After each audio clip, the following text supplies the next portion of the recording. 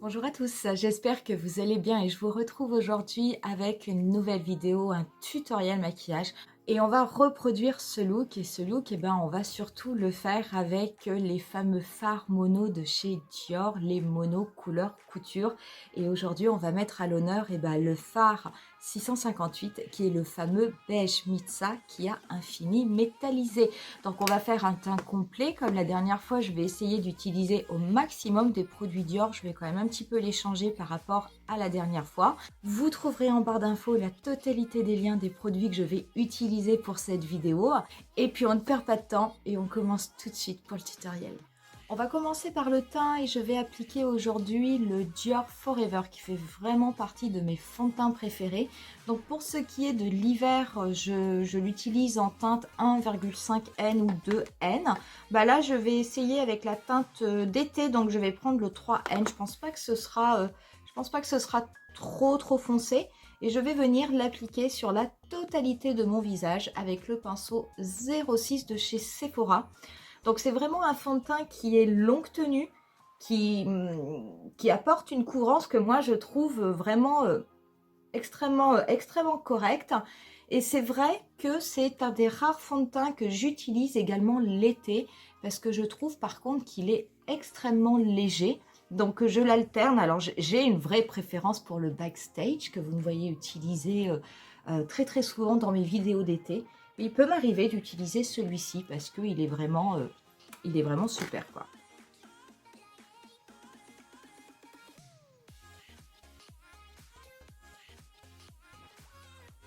Pour l'anti-cerne, je vais rester avec l'effaceur yeux de chez Maybelline parce qu'en fait, je n'ai pas d'anti-cerne de chez Dior. J'avais testé l'anti-cerne du Dior Forever. Je n'avais pas été très convaincue. Je veux dire, il était très bien en termes de couleur, en termes d'application.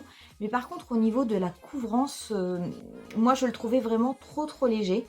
Donc du coup, je suis restée au niveau de l'échantillon et je ne l'ai pas acheté. Donc je n'ai pas en fait d'anti-cerne de chez Dior. Donc je vais prendre celui-là qui est un anti-cerne que j'aime beaucoup. Avant de passer la poudre, je vais appliquer un primer au niveau de mes paupières et je vais rester chez Dior et dans la gamme Dior Backstage. Je vais appliquer la base à paupières lissante et fixante. Donc c'est celle-ci qui se présente dans un pot. Donc moi je vais l'appliquer au doigt sur la totalité de mes paupières. Et je vais ensuite venir poudrer mon visage et je vais me servir pour ça de la poudre libre de chez Laura Mercier que j'utilise habituellement et que je vais appliquer avec mon gros pinceau Fluffy de chez Real Techniques.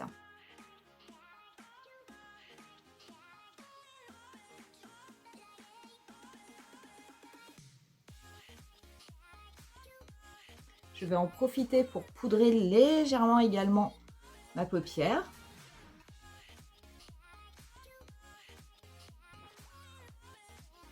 Et on va pouvoir commencer avec les fards. Et du coup, aujourd'hui, on va travailler forcément avec le beige Mitsa. Donc, je vous rappelle que ce sont ces fards mono qu'a sorti Dior. Celui-ci, c'est la teinte 658. C'est un beige qui a un fini métallisé. Ce sont des monos qui sont au tarif de... Si je ne me trompe pas, je crois que c'est 36 € sur le site de Sephora. Donc c'est vrai que ce sont des tarifs quand même assez élevés. Ce sont des produits qui sont absolument exceptionnels et qui peuvent vraiment être utilisés tout seul. Vous verrez, ça met vraiment les yeux et le regard en valeur. Donc c'est vraiment de super produits finalement, j'allais dire. On en a parlé avec quelques abonnés dans des commentaires et c'est vrai qu'on se disait que les fards mono étaient passés de mode puisque en fait c'est surtout les palettes. Et peut-être que Dior est en train de remettre les fards mono au goût du jour parce que je vous assure que ce sont vraiment de très bons produits. Je vais travailler aujourd'hui avec un pinceau double embout qui vient d'une palette Naked d'Urban Decay. Comme c'est une teinte métallisée, je ne sais pas trop comment elle va se comporter.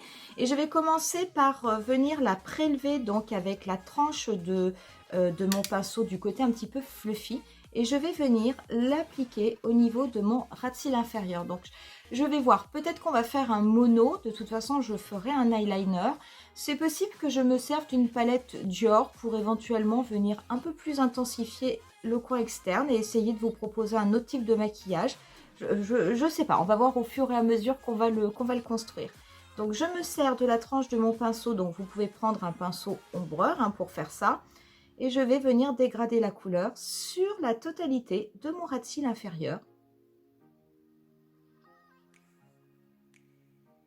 Donc comme c'est une couleur quand même claire, hein, je peux me permettre hein, de descendre, on va dire, relativement bas en dessous de mon dessous d'œil. Hein. Je ne vais pas faire quelque chose qui va rester très très proche de la racine de mes cils. Et au contraire, j'allais dire, c'est si jamais je viens intensifier, là oui, je resterai extrêmement proche.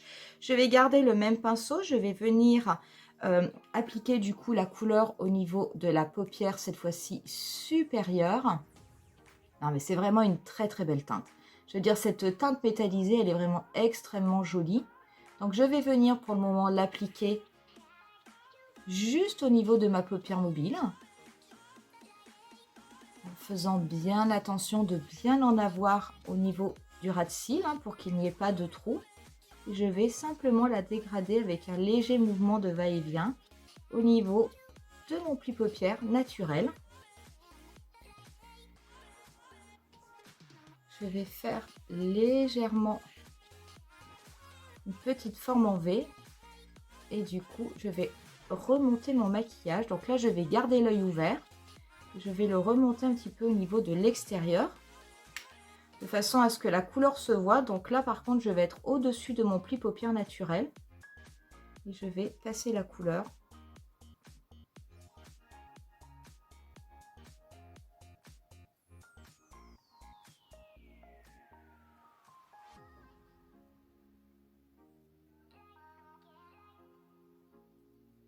Avant de voir si je vais intensifier avec une autre couleur qui va être un petit peu plus foncée, je vais venir d'abord faire un trait de liner. Vous allez voir que ça va tout de suite apporter beaucoup plus de profondeur.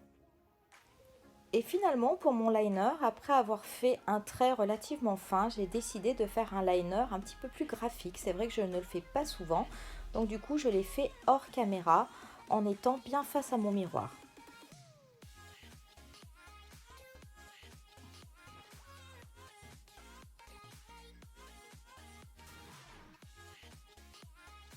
J'ai fait un liner un petit peu graphique et du coup eh ben, je vais venir me servir de la palette, c'est de la palette Carnage, cuir Carnage de Dior.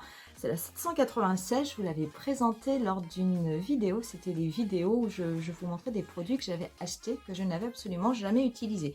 Et bien écoutez, je vais l'utiliser, je vais me servir de la couleur la plus foncée, qui est une couleur marron. En fait, je vais venir la prélever avec un tout petit pinceau de chez Kiko, celui-ci c'est le 221, donc il est vraiment... tout petit et je vais venir me servir de cette couleur et ben pour en fait dégrader le trait de mon liner qui est un petit peu graphique de façon à ce qu'il vienne se fondre avec la couleur métallisée beige Mitsa, qu'on ne soit pas réellement sur du noir. Donc je vais passer par-dessus la couleur de mon liner et je vais légèrement dégrader la couleur vers l'intérieur de mon œil. Donc j'en mets extrêmement peu.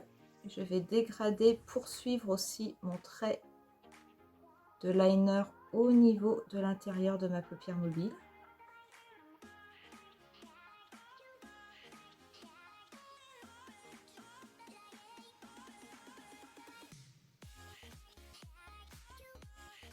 Donc je vais du coup comme ça, je vais faire le dernier tiers de ma paupière mobile. Hein, finalement, je vais faire le tiers externe. Donc je suis d'abord la forme de mon liner.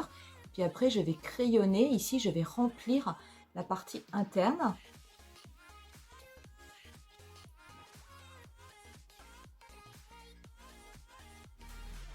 Je vais également prélever un tout petit peu de cette couleur que je vais déposer au niveau de mon ras de cils.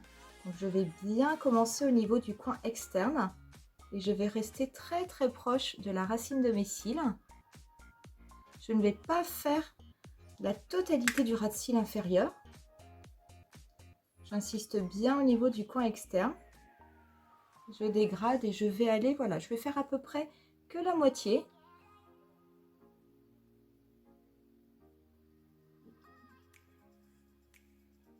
Donc voilà ce que cela donne et je vais reprendre mon pinceau du début et je vais reprélever le fard beige Mitsa juste pour venir bien fondre les couleurs au niveau de mon ras de cils inférieur. de façon à ce qu'il n'y ait pas de rupture brutale. Et que vraiment il y ait un côté fumé. Et je vais au niveau de la paupière mobile, je vais également en redéposer et je vais légèrement le tapoter là où la couleur va rejoindre la couleur intense que j'ai déposée, de façon à ce que les couleurs se fondent entre elles. Pareil, qu'il n'y ait pas de démarcation brutale. On est vraiment sur un très beau fard métallisé. Pour ce qui est des cils, eh ben, je vais réutiliser le primer, le Maximizer 3D de chez Dior. Par contre, je viendrai mettre un autre mascara par-dessus parce que je n'avais pas été convaincue la dernière fois par les mascaras que j'avais utilisés. Donc, je vais appliquer la base qui est censée permettre aux cils d'avoir ensuite un maximum de volume. Et par-dessus, je vais venir appliquer le mascara de chez Kat Von D Beauty qui est le Go Big or Go Home.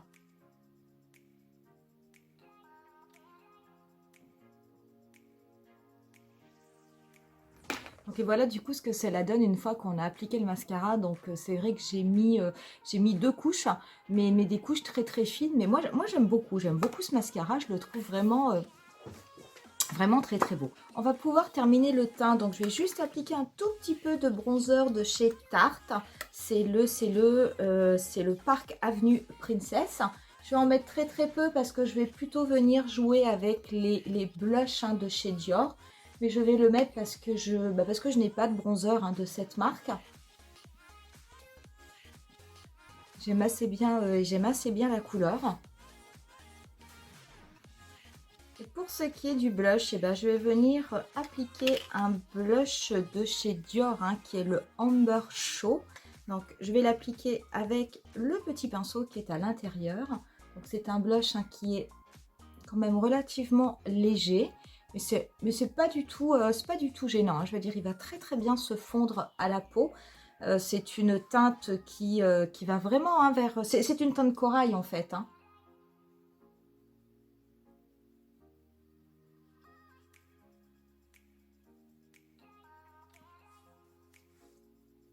Je mets un peu au niveau du nez. Je vais reprendre ma palette Cuir Carnage et je vais prélever très légèrement la couleur la plus claire qui est satinée. Je vais venir la déposer au niveau du coin interne comme une petite touche, ça va être ma petite touche lumière. Je vais légèrement en mettre au niveau de l'arête de mon nez. Ça va me servir comme d'un highlighter. Alors ça va être beaucoup moins irisé qu'un highlighter, mais j'ai pas forcément envie que ça le soit parce que j'ai quand même des yeux qui ont un reflet déjà métallisé avec le fard. Mais par contre, ça va venir illuminer. Et comme elle est légèrement satinée, écoutez, moi je trouve que ça ira très bien et que ça sera amplement suffisant. Et je vais en mettre un petit peu au niveau de l'arc de Cupidon. On va venir finir avec les lèvres, ce qui va vraiment... faire un maquillage complet. Vous allez voir, je pense que le résultat final sera assez sympa. Donc je vais d'abord les recrayonner avec un crayon nude qui n'est pas de chez Dior, c'est celui de Make Up For Ever, c'est le 604.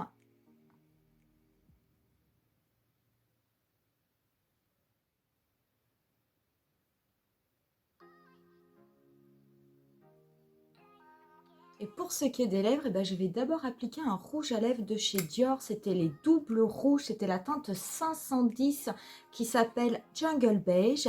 C'était ces rouges à lèvres, vous savez, où il y avait 2 couleurs. En fait, le cœur était un petit peu plus clair. Donc, je vais l'appliquer sur la totalité de mes lèvres. Et dessus, je viendrai rajouter un petit gloss un peu pailleté.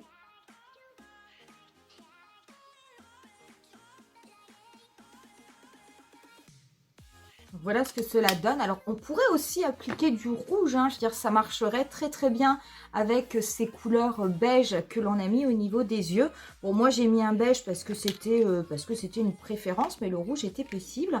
Et je vais venir appliquer par-dessus un Lip Maximizer. Et c'est le Copper Gold, le numéro 105. Ça fait partie également de la gamme Dior Backstage. Donc, il y a un petit effet repulpant. Je vais venir l'appliquer du coup au niveau de mes lèvres, au niveau du creux des lèvres.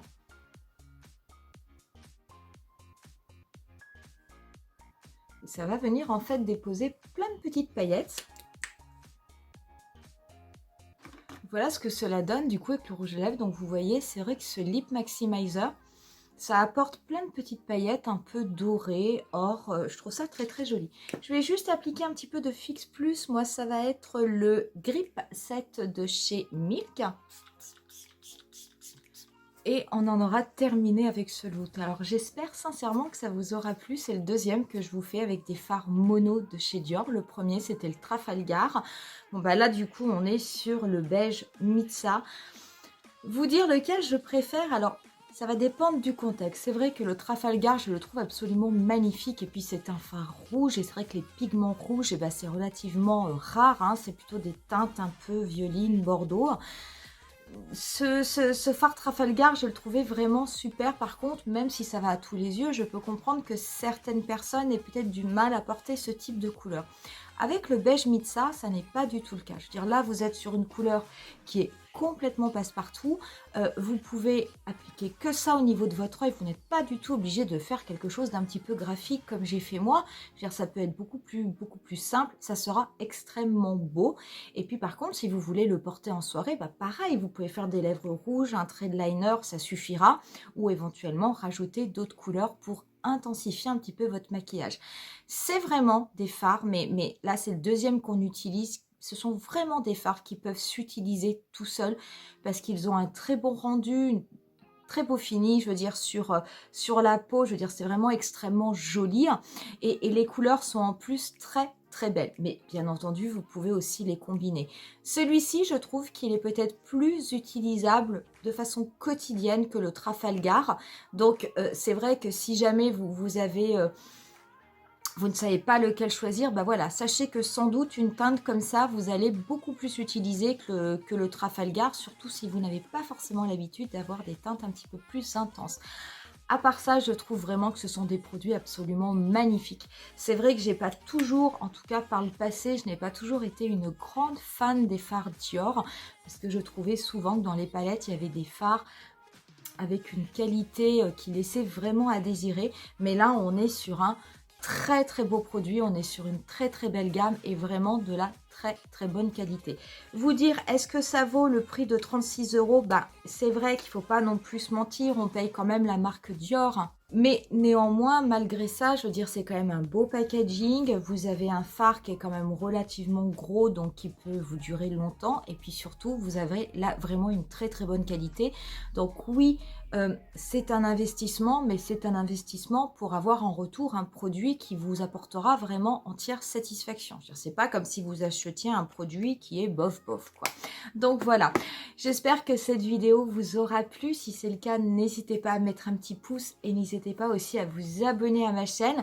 Dites-moi en commentaire hein, si vous l'avez, ce beige Mitsa, et éventuellement, comme la collection est assez grande, il doit y avoir 18 ou 21 teintes, ben, n'hésitez pas à me dire quelle est, si jamais vous vous êtes laissé tenter, quelle a été la teinte qui vous a le plus attiré et que vous avez acheté. Je vais vous laisser moi avec quelques photos du look final et je vous dis rendez-vous à très bientôt pour une nouvelle vidéo. Bye!